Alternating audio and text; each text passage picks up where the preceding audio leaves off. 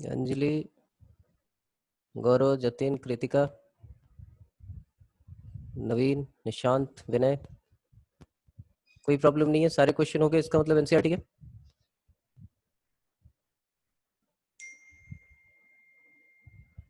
कृतिका,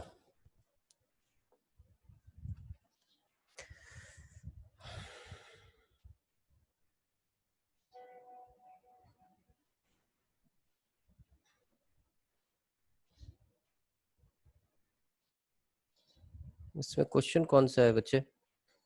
दोनों है, एक है?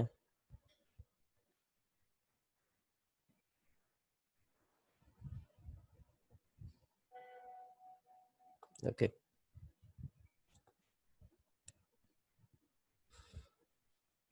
ये है कि find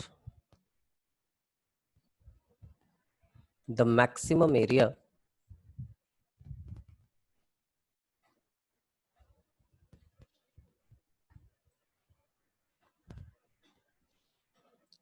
of an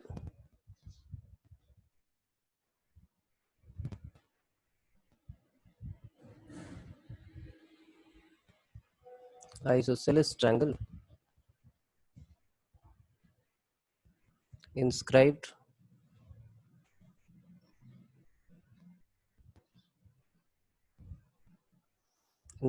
in the ellipse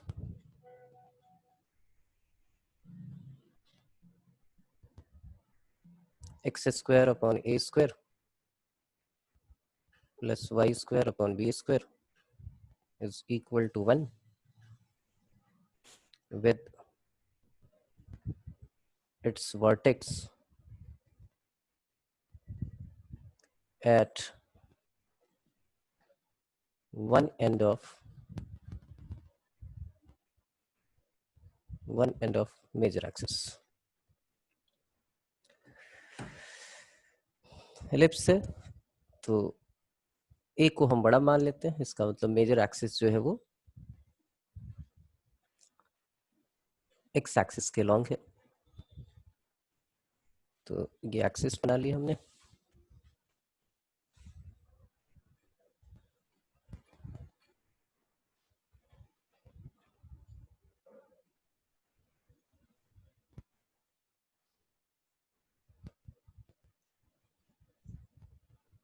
और यहाँ पे एक एलिप्स बना लेते हैं।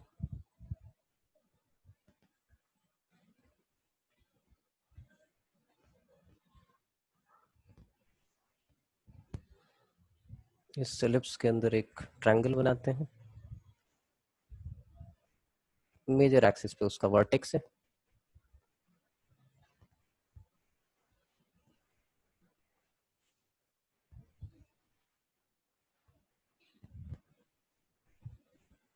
इसको ऐसे ज्वाइन कर लेते हैं।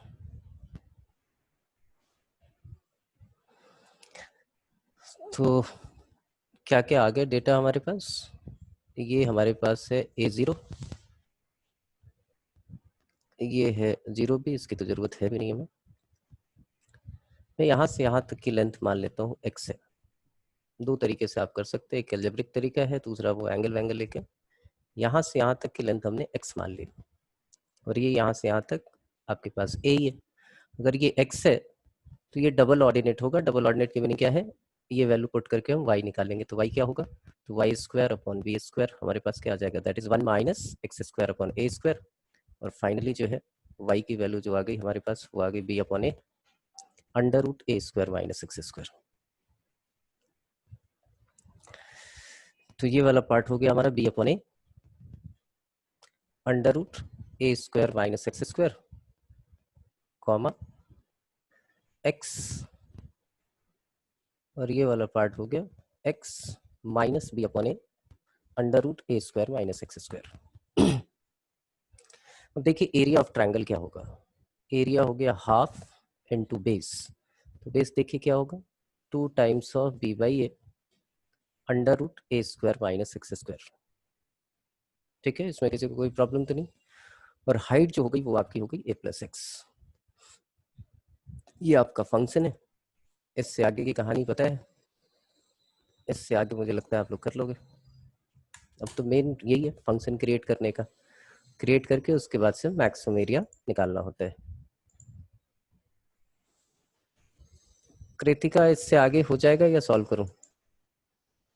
सर एक बार पहले यही वाला समझा दो, ये थोड़ा नहीं आया समझ। भाई ये कोऑर्डिनेट है आपका, तो यहाँ से यहाँ तक की लेंथ क्या होगी? वाई कोऑर्डिनेट के इक्वल होता है। यहाँ से यहाँ तक की लेंथ क्या होगी? ये जो लेंथ की बात कर रहे हैं, ये लेंथ यहाँ से यहाँ तक क्या होगा? वाई कोऑर्डिनेट के इक्वल होगा। और ये लेंथ किसके इक्वल होगा? वाई कोऑर्डिनेट के इक्वल होगा। तो ये B by A square x square है, तो यहाँ से यहाँ तक की लेंथ इतनी है। और फिर नीचे भी उतनी ही लेंथ पे होगा, क्योंकि आइसोसेलेस ट्रायंगल है, वर्टेक्स है, ये इस पे परपेंडिकुलर है, तो परपेंडिकुलर है तो उसको बाइसेक्ट करेगा, तो ऊपर का जितना लेंथ होगा उतना ही लेंथ नीचे का होगा। ठीक है, यस सर। अब आगे इससे सॉल्व करना है या हो जाएगा? सर हो जाएगा। ठीक है, चलिए नेक्स्ट क्वेश्चन पे आ जाते हैं, क्योंकि फंक्शन ही क्रिएट हो जाए और ये पता चल जाए करना क्या है, तो बाकी तो कुछ क्वेश्चन बचता नहीं। चलिए नेक्स्ट क्वेश्चन जो है वो क्या है? A tank with rectangular base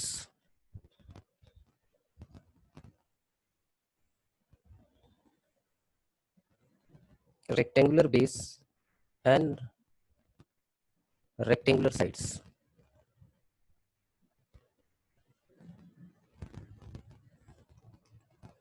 open at the top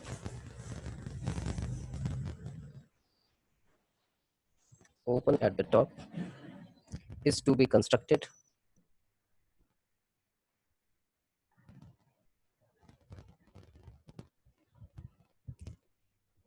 that so that its depth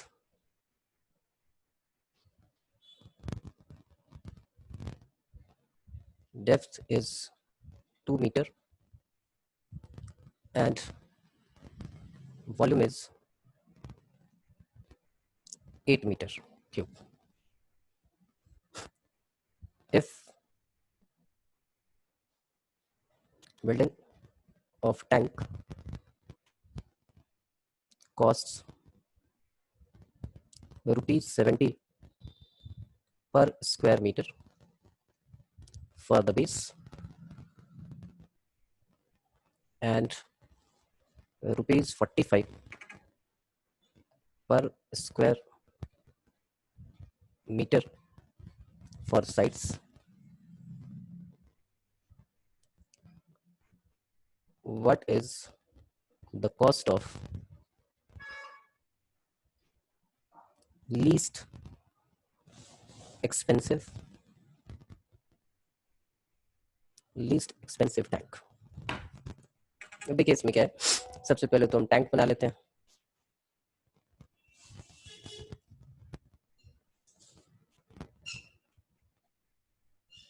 ये हमारा टैंक है,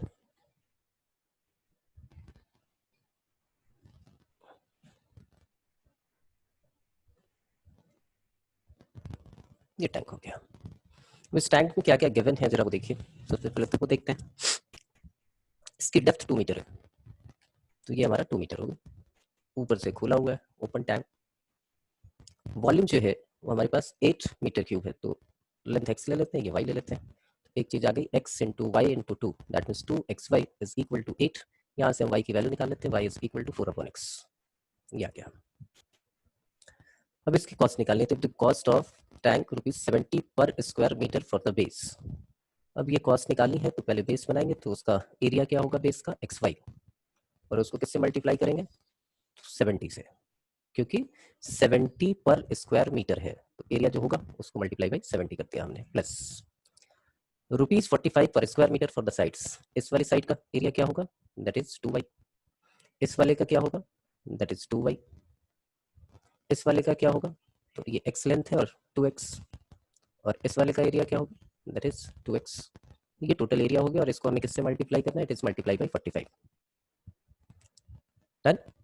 अब यहाँ पे क्या करना है, ये आ गया 70xy प्लस 2y 4y, तो 4 बाहर ही निकाल लेते हैं, 45 इंटू 4 180, और यहाँ पे लिख लेते हैं x प्लस वाई। अब ये 2 वेरिएबल फंक्शन है, 1 वेरिएबल में चेंज कर लेते हैं, तो ये आ गया xy की वैल्यू तो वैसे ही आपको पता है 4 है, तो 70 into 4 by x, x cancel out हो जाएगा, 70 इंटू 4 हो जाएगा। यहाँ पे 180 आ गया, ये x प्लस वाई है, तो ये x को x ही रहने दिया और y को 4/x लिख लिया। इससे आगे मुझे लगता है हो जाएगा। कृतिका, यस सर हो जाएगा। सिंपल है। Yes sir. हाँ ठीक है, तो ये भी हो गया।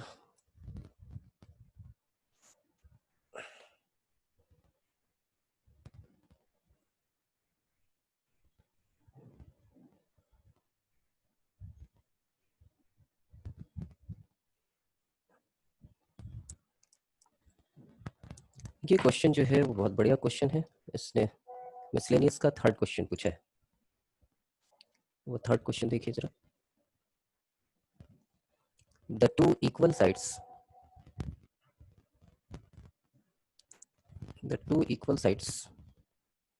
of an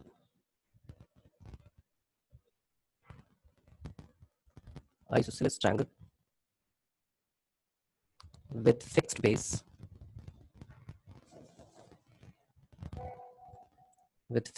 B are decreasing at the rate of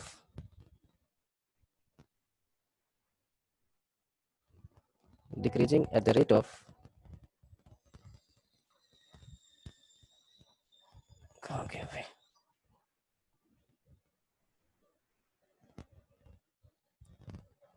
Decreasing at the rate of, अच्छा ये तो रेट ऑफ चेंज का क्वेश्चन है बेटा, 3 centimetre per second. How fast is the area decreasing when the two equal sides are equal to base? तो rate of change का question. चलिए लिख लिया है तो कर ही लेते हैं। हाँ कृतिका बताओ। सर इसमें बस ये बता दो ये बोर्ड में आएगा या नहीं? बिल्कुल आएगा जी, क्यों नहीं आएगा, एनसीईआरटी में ये कोई चीज। तो हटा दिया ना सिलेबस से। हाँ रेट ऑफ चेंज हटा दिया, रेट ऑफ चेंज और एरर एंड अप्रोक्सीमेशन ये दोनों हटा दिया। तो फिर सर ये नहीं आएगा ना? ये नहीं आएगा, उस बेसिस पे नहीं आएगा। Okay sir. देख लीजिए, अब तो लिख लिया है क्वेश्चन। यहाँ से हमने ये ट्रायंगल बनाया एक, ये ट्रायंगल है, आइसोसेलेस ट्रायंगल है। ये ए ये बी ये दो इक्वल साइड्स हैं, ए बी एंड ए सी। तो इसको एक्स ले लेते हैं, इसको एक्स ले लेते हैं। यहाँ से हमने परपेंडिकुलर ड्रॉ कर लिया, वो इसको बाइसेक्ट करेगा क्योंकि आइसोसेलेस ट्रायंगल है, उसकी प्रॉपर्टी होती है। ये डी है, ये वाला b बाई 2 हो गया, ये भी हमारा b बाई 2 हो गया। तो इसकी लेंथ कितनी हो जाएगी, तो इसकी लेंथ हो जाएगी X square minus B square by 4। अब उसने बोला कि fix base two equal sides are decreasing, that means dx by dt आपके पास गिवन है, dx by dt is equal to 3 centimetre per second. Decrease कर रहा है मतलब नेगेटिव। एरिया जो है किस रेट से डिक्रीज करेगा, तो एरिया हमने ले लिया। एरिया क्या आ जाएगा, half into base into height. Height क्या है हमारे पास, x square minus B square by 4। D A by D x ये निकाल लेते हैं, ये हमारे पास b बाई 2 हो गया, और इसका derivative 1/2 under root X square D A by D T, sorry X square minus B square by 4, और यहाँ पे dx अपॉन dt। अब क्या करना है, हमें निकालना है dx by dt when x is equal to b। मुझे लगता है अब निकाल लोगे आप, ठीक है। यूनिट का ख्याल रखोगे, जो भी आएगा नेगेटिव में आएगा क्योंकि एरिया डिक्रीज करेगा सेंटीमीटर स्क्वायर पर सेकंड हो जाएगा। यहाँ से तो बस कुछ नहीं करना है, D by D T dx by dt की वैल्यू पुट कर दो, और डी बाई dt निकालना है, सॉरी डी बाई dt निकालना है, तो यहाँ पे सारी वैल्यूज पुट कर दो आप। डी बाई 2 ये हो गया 1/2, यहाँ पे एक्स स्क्वायर की जगह b, तो B square minus B square by 4, और D x by D T की वैल्यू आपको पता ही है -3 है, पुट कर दिया। ये जो भी कैलकुलेट करके आएगा सेंटीमीटर स्क्वायर पर सेकंड। चलिए एक और है इनका, ये तो क्लास में आपने डिस्कस किया हुआ है, याद रखा करो, एक ही क्वेश्चन बार बार नहीं पूछने का। एक कर्व है x is equal to a cos theta plus a theta sine theta, and y is equal to a sine theta minus a theta cos theta. हमें निकालना है कि किसी पॉइंट थीटा पे जो नॉर्मल होगा वो ओरिजिन से कांस्टेंट डिस्टेंस पे होगा। तो सबसे पहले d y by D x निकाल लेते हैं। D y by D x क्या होता है, d y by d theta upon d x by d theta. तो यहाँ d y by d theta क्या आएगा, तो d y by d theta आ गया आपके पास a cos थीटा माइनस इधर क्या होगा, तो पहले a cos थीटा और फिर minus a theta sine theta, ये इससे कैंसिल आउट हो जाएगा और फाइनली ये मिल जाएगा a थीटा साइन थीटा। और यहाँ से dx बाई डी थीटा निकालें तो आ गया minus a sine theta plus a sine theta plus a theta cos theta. यहाँ पे ये कैंसिल आउट हो जाएगा, a थीटा कॉस थीटा आ गया। तो यहाँ पे डिवाइड बाई डी एक्स हमने लिख दिया क्या, a थीटा कैंसिल आउट हो जाएगा, sign theta upon cos theta. अब इक्वेशन क्या होगी, तो पॉइंट यही है y माइनस वाई वन, किसी पॉइंट थीटा पे खुल रहा है तो ये आपका y1 हो गया, a sine theta plus a theta cos theta हो गया, divided by x minus a cos theta minus a theta sine theta is equal to sine theta upon cos theta. Multiply कर दिया, cos theta y minus a sine theta cos theta plus a theta cos square theta is equal to x sine theta, sorry एक पंगा हो गया भाई, normal की पूछी थी इसने, हम टेंजेंट निकाल रहे हैं। डी बाई थीटा ये है तो नॉर्मल हो जाएगा हमारा क्या, minus cos theta upon sine theta, तो y sine theta minus a sine square theta plus a theta sine theta cos theta is equal to minus y cos theta plus a cos square theta plus a theta sine theta cos theta. a sine theta cos theta ये cancel, सबको इधर ले आए, यहाँ पे y की जगह x, तो ये आ गया x cos theta plus y sine theta, और उधर से लेके आएंगे माइनस से आएगा तो माइनस से कॉमन ले लोगे तो sign square theta plus cos square theta 1 हो जाएगा, दैट इज इक्वल टू 0। अब ओरिजिन से इसका डिस्टेंस निकालेंगे, डिस्टेंस फ्रॉम ओरिजिन क्या होता है, तो डिस्टेंस फ्रॉम ओरिजिन आप कोऑर्डिनेट की जगह 0 0 पुट करोगे तो ये 0 plus 0 minus a upon under root coefficient of x का whole square, that means cos square theta, और ये साइन स्क्वायर थीटा। फाइनली ये वैल्यू कितनी आ गई, a, it is constant and free from x and y। हो गई और कोई प्रॉब्लम, एक और भेजी है, कौन सा,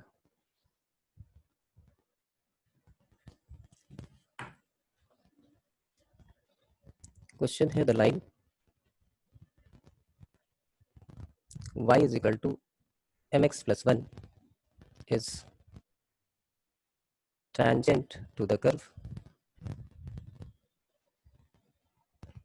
y square is equal to 4x if the value of m is, ये चार ऑप्शंस दिए होंगे आपके पास, 1 2 3 and half, 1 2 3 and the option is half. तो क्या करना है भाई, अगर ये इसके ऊपर टेंजेंट है तो क्या कहानी होगी, तो dy बाई डी एक्स निकालोगे आप, तो dy बाई डी एक्स हमारे पास क्या आ गया, m, dy by D x नहीं भी निकालते तो सीधा इसका स्लोप लिख सकते थे कि इसका स्लोप m है, इसको डिफरेंशिएट किया, ये आ गया 2y dy by D X that is equal to 4, तो यहाँ से dy बाई डी एक्स की वैल्यू क्या आ गई, that is 4 upon 2y which is equal to 2 upon y। ये मिल गया, ये मिल गया। अब m कैसे फाइंड आउट करें, कौन बताएगा, m कैसे फाइंड आउट करें,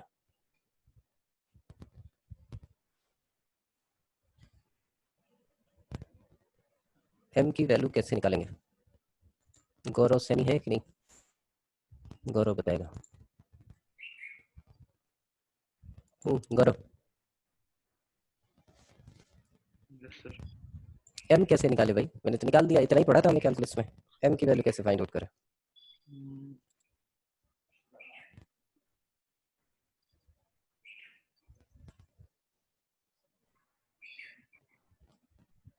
बोलो बोलो बोलो, तुमसे इसलिए पूछ रहा हूँ कि 11th में तुमने किया है कोऑर्डिनेट ज्योमेट्री, इसीलिए तुम्हें खोजा और तुम्हें से पूछ रहा हूँ।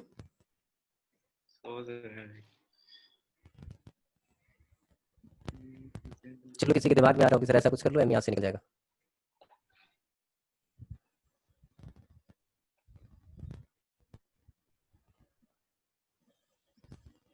और किसी के दिमाग में आ रहा हो सर m निकालने का ये तरीका है,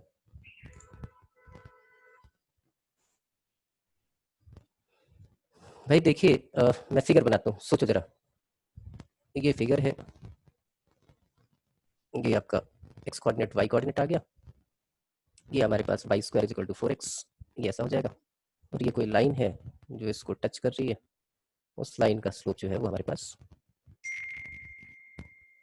ये है, ये किसी पॉइंट पे टच कर रही है, और इस लाइन की इक्वेशन आपके पास गिवन है y is equal to mx plus 1। तो अगर टैंजेंट है तो ये पॉइंट ऑफ कांटेक्ट दोनों से होके पास कर रहे हैं, तो ये पॉइंट ऑफ कांटेक्ट है। तो पहला काम आपको करना चाहिए था कि पॉइंट ऑफ कांटेक्ट, आप कैलकुलस पे जाओगे तो ये फंसोगे, यहाँ ये m निकल गया, इसको इसके इक्वल कर दिया, तो कैलकुलस लग सकती है। लेकिन आप पहले ये देखो y is equal to mx plus 1, यहाँ पे हमने पुट कर दिया, mx प्लस 1 का होल स्क्वायर हो गया, that is equal to 4x आ गया। अब ये क्या आ गया हमारे पास, m square x square plus 2mx, यहाँ पे आ गया प्लस 1, इधर से ये minus 4x, that is equal to 0। Finally m square x square plus 2m minus 4 x plus 1 that is equal to 0। और ये कंडीशन क्या होगी, तो x हमारा रियल होना चाहिए, x क्या होना चाहिए, रियल होना चाहिए। तो इसका डिस्क्रिमिनेंट जो होगा वो पॉजिटिव होगा, तो हमने लिखा 2m माइनस 4 का whole square b square minus 4ac, that means minus 4m square. तो इसका होल स्क्वायर हमने किया तो क्या होगा, it should be greater than equal to 0, यही होगा ना। अब ग्रेटर देन इक्वल टू 0 क्यों ले रहे हैं, क्योंकि x रियल है। तो ये हमारे पास आ गया 4m स्क्वायर माइनस 2ab, तो minus 16m plus 16 minus 4m square is greater than equal to 0। 4m square cancel out हो गया, क्या लिखे हम, minus 16m is greater than equal to minus 16, तो m is less than equal to 1। m की value 1 होगी या 1 से लेस होगी। अब यहाँ पे दो ऑप्शन आपको दिख रहे हैं, एक a और एक d। अब बता दीजिए इन दोनों में से होगा क्या, a होगा d होगा, दोनों होंगे, क्या होगा,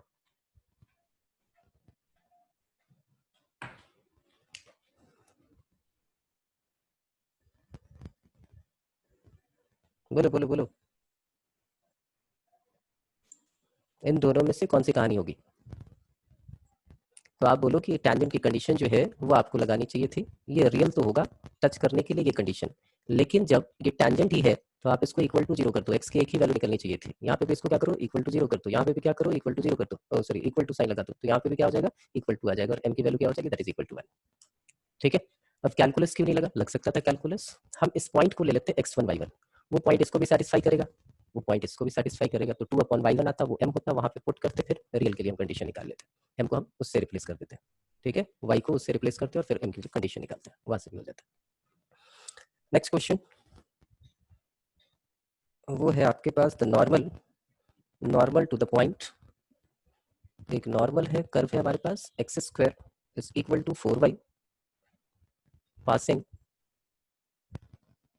1,2, 1,2 से पास कर रही है, तो उस नॉर्मल की इक्वेशन क्या होगी आपको ये बताना है। अब देखिए ध्यान से जरा, ये क्वेश्चन शायद प्रशांत ने पूछा था मुझसे, मुझे याद आ रहा है। x की वैल्यू आप 1 पुट करो और y की वैल्यू 2 पुट करो, तो ये इसको सेटिस्फाई तो करता नहीं, तो ये पॉइंट ऑफ कॉन्टैक्ट नहीं है।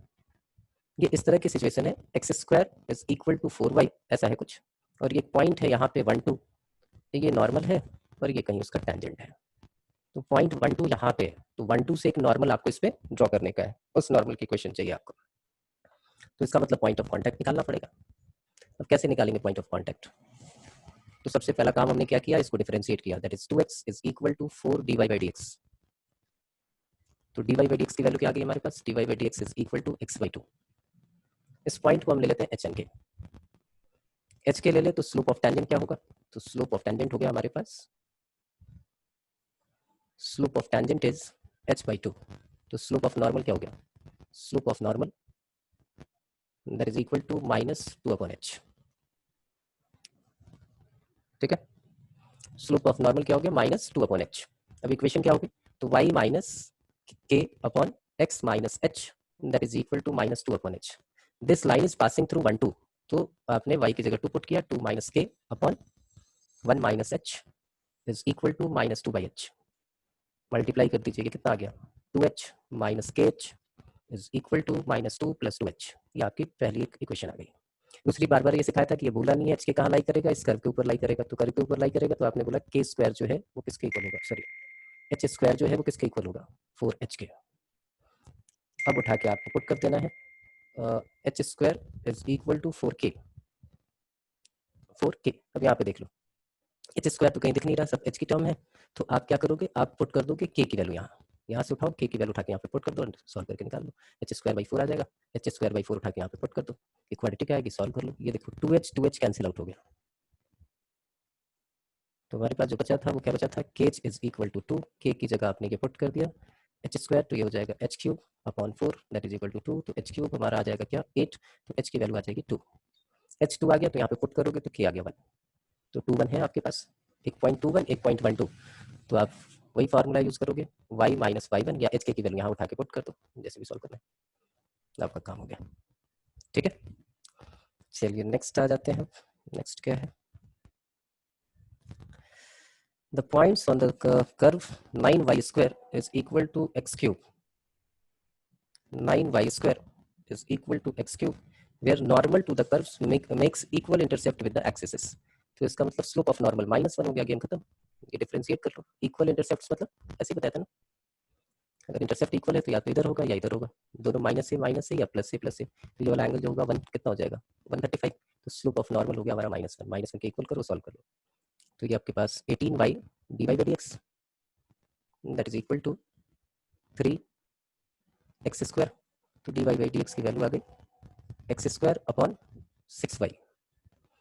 पॉइंट आपने मान लिया कि x1 y1 है उस कर्व के ऊपर, तो स्लोप ऑफ टेंजेंट होता है, slope of tangent is equal to x1 square upon 6y1, slope of normal ये आपका आ गया -6y1 अपॉन x1 स्क्वायर, तो एक तो आपको मिल गया -6y1 square upon x1 square that is equal to -1, तो यहाँ से 6y1 is equal to x1 square, एक इक्वेशन ये होगी। और दूसरी जो है वो आपको पता ही है कि 9y1 square is equal to x1 cube, ये आपकी सेकंड इक्वेशन है। y की वैल्यू उठाई, यहाँ पे पुट कर दी, सॉल्व करके x1 और y1 आप निकाल सकते हो।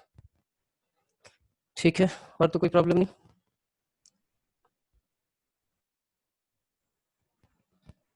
अब आ जाते हैं कुछ क्वेश्चंस, मैंने बोले थे कि और कराऊंगा, एक बहुत बढ़िया क्वेश्चन है और ये आता भी है, तो क्वेश्चन लिखिए और फंक्शन आपने क्रिएट करना है। फटाफट सब लोग क्वेश्चन लिखेंगे और पेन पेपर लेके फंक्शन क्रिएट करके कोई बताएगा मुझे, मैं लिख रहा हूँ।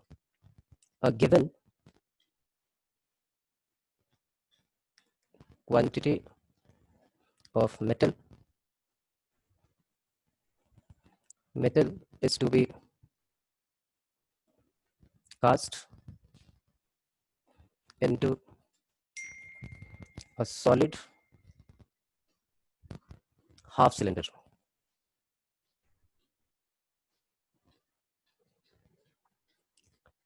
with semicircular ends and a rectangular base. Show that the total surface area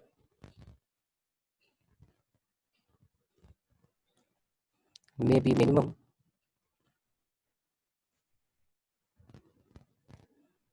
the ratio of length of cylinder to the diameter of circular ends is pi is to pi plus 2, pi is to pi plus 2। 2 minute का time है, फटाफट जो है ये function create कर लीजिए सब लोग।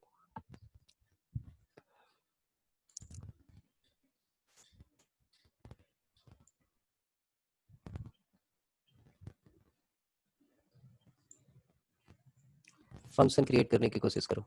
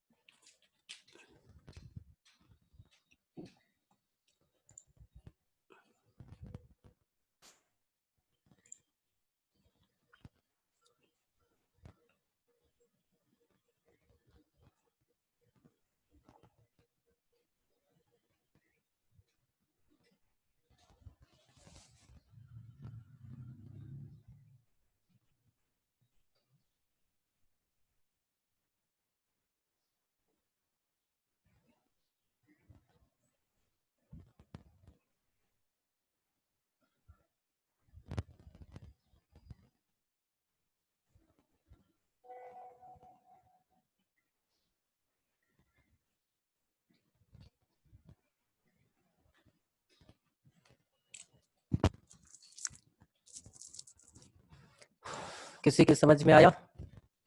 अंकिता, हार्जू, गौरव, करीना, खुशी, कृतिका, निशु, पायल, प्रशांत, प्रिया, श्रेया, विनय, बहुत लोग गायब हैं आज। पायल,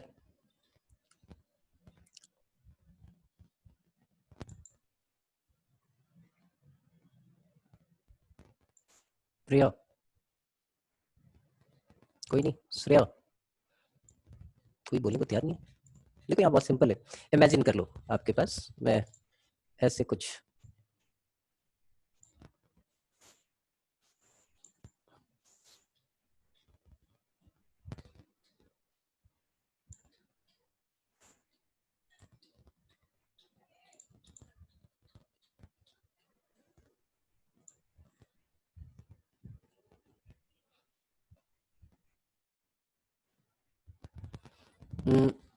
ये देखिए एक सिलेंडर था,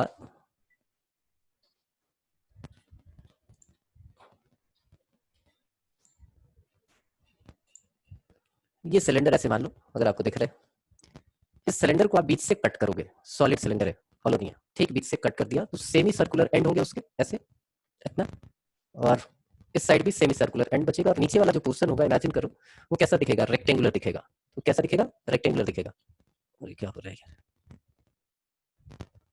तो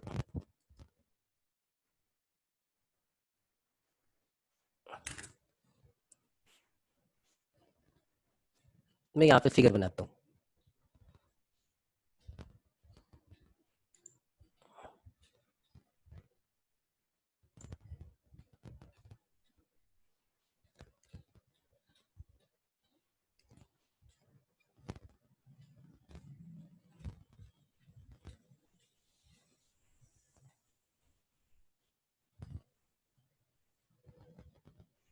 ऐसे कुछ दिखेगा, और नीचे वाला जो साइड होगा, जो बॉटम की व्यू होगी वो कैसी होगी, रेक्टेंगुलर होगी। इमेजिन करो कि एक सिलेंड्रिकल वो है, उसको आपने बिल्कुल कट कर दिया, जस्ट हाफ। अब उसने क्या बोला कि given quantity of metal, given quantity of metal है, इसका मतलब क्या है, वॉल्यूम जो है वो हमारी फिक्स हो गई इसकी। कैसा बनाया है, सॉलिड हाफ सिलेंडर बनाया है, सेमी सर्कुलर एंड वो समझ में आ रहा है, एंड रेक्टेंगुलर बेस ये भी समझ में आ रहा है। तो ये जो रेक्टेंगल था इसकी लेंथ ले लेते हैं हम, क्या ये हाइट ही होती है इसकी h, इसका रेडियस हमने ले लिया r।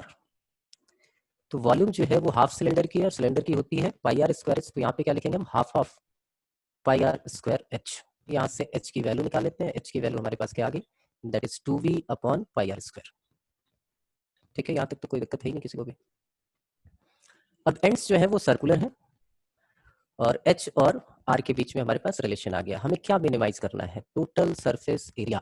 अब देखिए सिलेंडर को हाफ आपने कट कर दिया, तो उसका कर्व सरफेस एरिया जो है वो कितना था, पहले 2 पाई आर एच था, पाई आर एच हो गया। सेमी सर्कुलर एंड है, एक सर्कल ये हुआ, एक सर्कल ये हुआ। अगर सेमी सर्कुलर एंड है तो pi r square, half pi r square, half pi r square, तो ये आ जाएगा आपका पाई आर स्क्वायर। इतनी बात हो गई। और जो रेक्टेंगुलर बेस है उसकी विड्थ कितनी हो गई, उसकी विड्थ हो गई 2r। विड्थ कितनी हो गई, 2r, और लेंथ कितनी हो गई, h। तो ये 2rh ये भी हमारा हो गया, ये टोटल सरफेस एरिया हो गया। यहां तक किसी को कोई प्रॉब्लम तो पूछ सकता है कि सर ये वाली बात समझ में आई नहीं। क्लियर है सबको?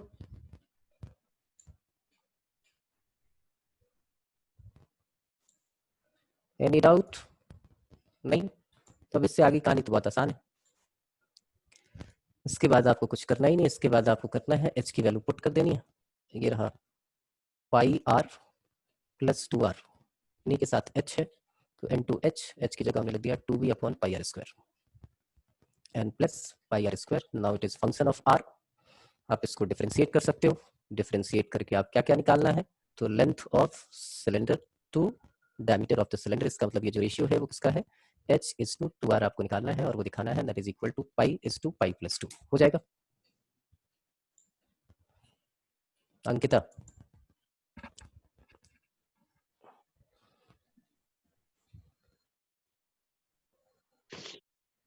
Yes, sir. हो जाएगा, ठीक है। और किसी को कोई प्रॉब्लम हो तो बोलो, सॉल्व कर दूंगा। है नहीं कुछ, डेरिवेटिव भी इतना खतरनाक सा तो है नहीं, सिंपल डेरिवेटिव है, तो यहाँ से आप निकाल लोगे। बाकी तो h अपॉन 2r लास्ट में आपको निकालना है, h अपॉन 2r का रेशियो जो है वो pi is to pi plus 2 कर देना। चलिए नेक्स्ट एक और लेते हैं जो आपको बोला था कि भाई जरूरत पड़ेगी।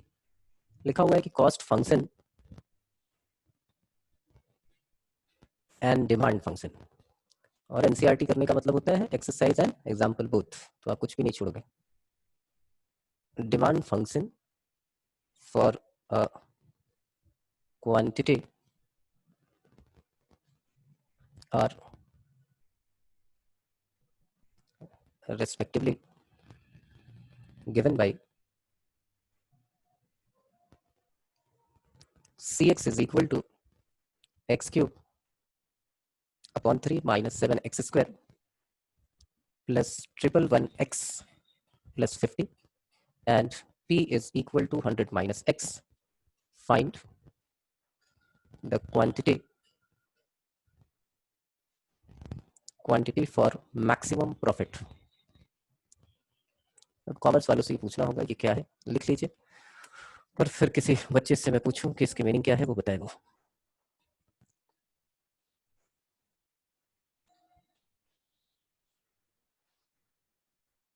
श्रेया गुप्ता।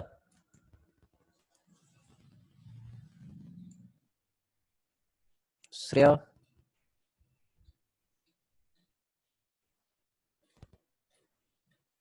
खुशी,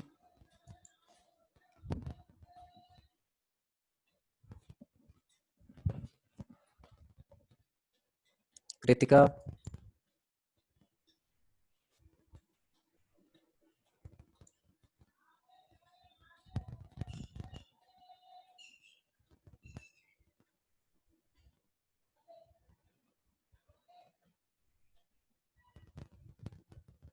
कोई नहीं, साइंस वाले बता दो भाई। ये देखिए, ये कॉस्ट फंक्शन है सी एक्स। एक्स क्या है? नंबर ऑफ यूनिट जो आप प्रोड्यूस कर रहे हो, और आपको प्रॉफिट मैक्सिमाइज करना है। प्रॉफिट क्या होता है? रेवेन्यू फंक्शन, जितना रेवेन्यू आपने जनरेट किया उसमें से आप कॉस्ट को माइनस कर दोगे। अब पूछो रेवेन्यू कैसे निकाले? तो इस क्वांटिटी की ये प्राइस है, ठीक है, ये क्या है? इसकी प्राइस है, उसने लिखा भी है डिमांड फंक्शन, तो ये पी जो होगा वो प्राइस हो गया। तो देखिए आर एक्स जो होगा वो होगा हमारे पास 100 minus x multiply by x, ये हमारा हो गया आर एक्स, मतलब रेवेन्यू इतना जनरेट हुआ, प्राइस ये थी, एक्स आइटम आपने बेचा होगा तो प्राइस इंटू एक्स, और उसमें से आपको कॉस्ट जो है वो माइनस कर देना है। तो कॉस्ट माइनस हुआ तो x cube by 3 minus 7x square plus 111x and plus 50, ये आपके पास फंक्शन आ गया। आगे आप सॉल्व करोगे, ये जो भी है 100x है माइनस एक्स स्क्वायर है, और यहाँ प्लस 7x स्क्वायर होगा minus x plus 6x square लिख लो, माइनस एक्स क्यूब अपॉन 3 हो गया, एंड माइनस 111x हो गया, माइनस 50 हो गया, थोड़ा सा और इसको ऐसे लिख लेते हैं, minus x cube upon 3 plus 6x square, और ये माइनस 11x माइनस 50, ये आपके पास फंक्शन है। डिफरेंशिएट करना है, इक्वल टू 0 पुट करना है, सॉल्व करके क्वांटिटी निकाल लेनी है, और उसके बाद से आप प्राइस भी निकाल सकते हो और वो भी निकाल सकते हो। तो ऑलमोस्ट ये मान के चलें कि भाई 2 दिन है आपके पास, उन 2 दिनों में मैक्सिमम मिनिमा सारा कंप्लीट मिलेगा मेरे को मंडे को, और मंडे जो है मैं वीडियो कॉल करूंगा और चेक करूंगा, आप मुझे दिखाओगे सारा जो भी आपका होमवर्क। तो मंडे मिलते हैं। संडे साइंस वालों की क्लास 1 होगी, ठीक है, वो इन्फॉर्म करूंगा मैं। तो मिलते हैं कब? मंडे को, और उससे पहले संडे का शेड्यूल दोनों का अलग अलग होगा, कॉमर्स वालों का भी होगा तो उनका अलग होगा, और साइंस का अलग होगा, 2 अलग मीटिंग होगी, ठीक है, डन।